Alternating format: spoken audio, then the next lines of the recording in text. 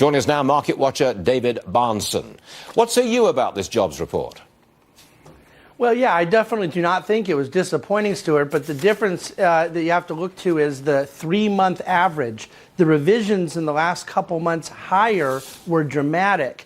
So you have a 224,000 per month average over the last 3 months. The month-by-month up and down movements are way too volatile, unreliable. We've been smoothing it in the way we look at it for a long time at the Bahnsen Group.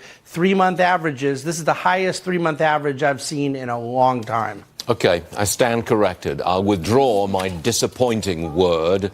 I don't know what I'll substitute in its place, but I'll withdraw that one. Yeah. Okay. Underwhelming, says my producer. There you go. Will you go with that? That's Underwhelming. Better. Yeah. Okay, we'll accept that. Underwhelming. Next one, David.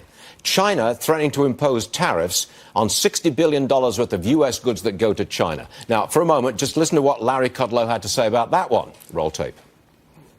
We're moving close on Mexico, so this unifies NAFTA and U.S.-Europe.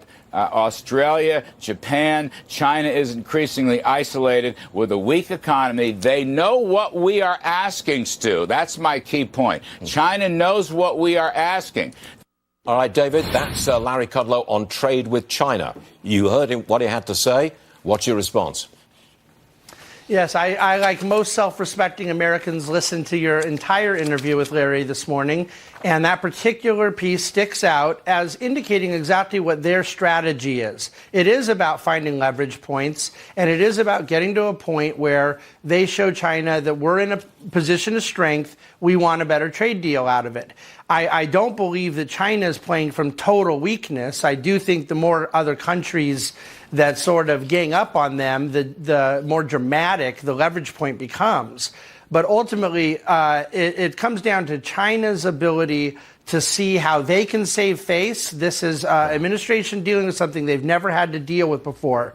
And I think that both people are going to be able, both sides are going to come out of this trying to claim some sort of victory, but I don't think it's over. I think we have a ways to go, and that means continued volatility in U.S. markets. Got it. David Bahnsen, thank you very much indeed.